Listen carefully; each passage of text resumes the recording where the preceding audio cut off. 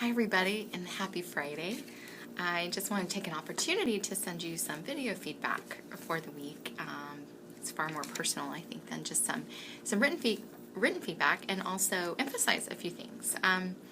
One, I just wanted to, again, thank you all for a great job in terms of your journals. I'm actually looking forward to every week digging into them.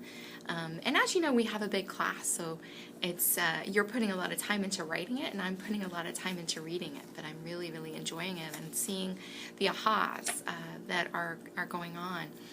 If I could provide some coaching in terms of improving those, I would say that some of you are doing a fabulous job with really being authentic and sharing opinions, and so maybe what would be lacking is actually drawing those readings, drawing specifics from the readings. So not just saying, Murray in chapter 4 talks about adolescence and vulnerability.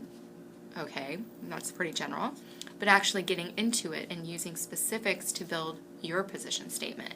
So some of you are also doing a great job with blending that, having personal anecdotes that underscore some of the points made. And I love, too, how some of you are really grappling issues from all different perspectives, or two sides.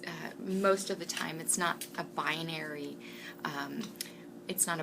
decision as much as it is thinking about all of the different views possible and why people might have that view. So with that in mind, I just wanted to mention something too. In reading the journals and from a human rights framework, you could definitely understand, and as from a transnational feminist framework, understanding why FGM, some of you had not been familiar with that term before, or even that it's going on, even here in the United States, which it is, believe it or not. But I want you to think about the cultural reasons for that. And so in thinking about some questions that were posed, I read in the journals were why would mothers do that to their child? Think about a mother who has only known that, has grown up to believe that this, by other women, that this is important and that it marks you as a chaste woman. And so women are doing this perhaps out of love most of the time for their child, thinking this is the thing to do so that child is not scorned. And I make that point not to say that that FGM is right, because we know it's horrific, but the fact that culture, we need to think about that cultural relativity.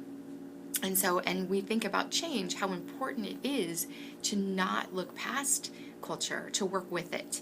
And that's what I love so much about that example about the Grandmother Project, and about what Khadija Gibla talks about in her talk about is you really do have to work within the culture and with people to make this change happen, to try to force a program.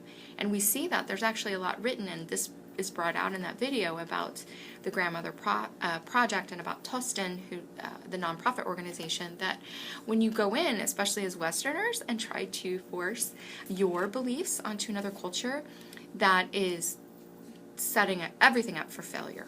And so, and when you talk about human rights, it's actually very coercive. So I just wanted to insert that, to have you think about that, and really every issue that we're talking about.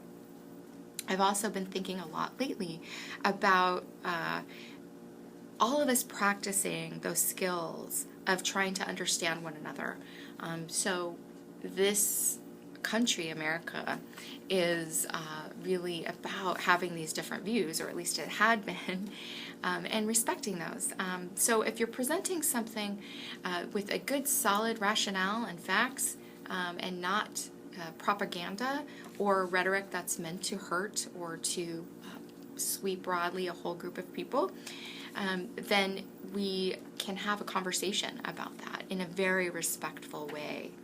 And I think that, as I look at your journals, I know that there's varying and rich perspectives. And so I'm trying to really foster that. And I appreciate so far the dialogue that has happened, because that's what I'm seeing. It's that all that I've seen so far has been really practicing stepping back and looking at the other person's side and being respectful. So let's continue that. The other thing I wanted to check in on was your Photo Voice project. So by now you should be taking pictures, and remember that those pictures should be depicting socioecological factors, positive and negative, or somewhat both, that impact women's health in this country.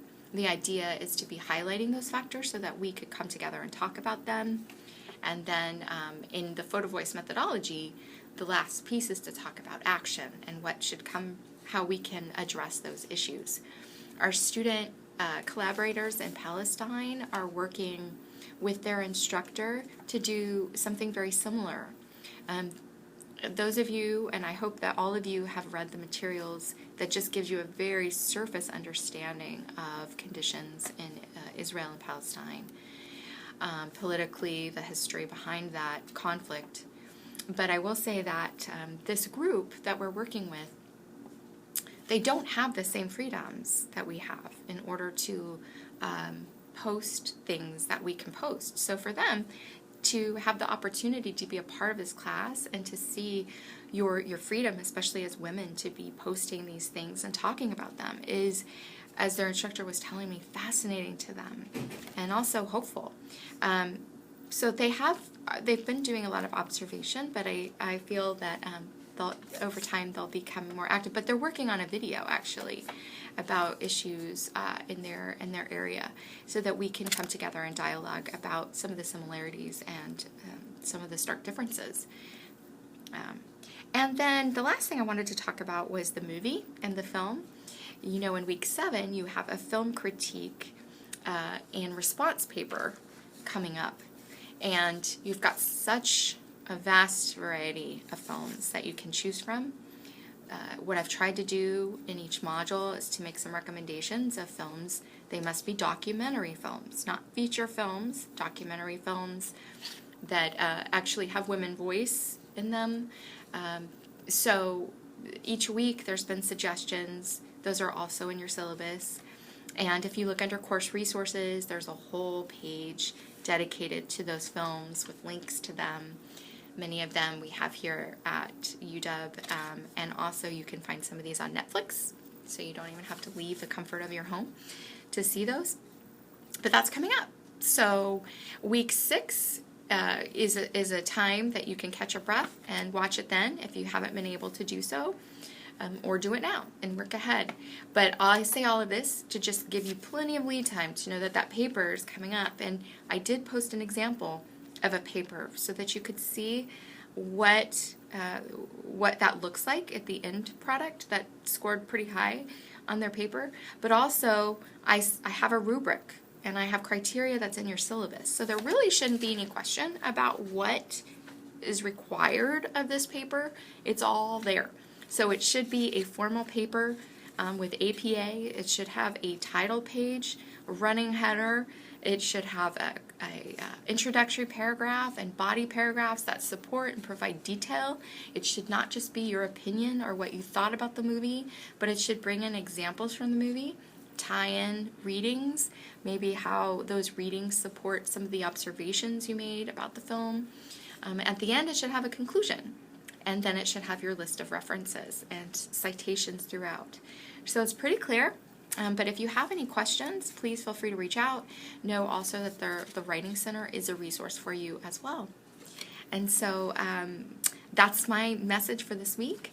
I just wanted to, again, praise you for the deep thoughts that I'm reading. It's very inspiring to see some of you talking about just your worldview expanding. So keep that up. And I hope to see you soon, face-to-face, whether it is in my office hours or in my trip to Everett coming up, or whether it's here on campus watching a film. I look forward to actually meeting you face-to-face. I hope so. If not, I will be able to see you again in the classroom, and hope that you all have a great weekend.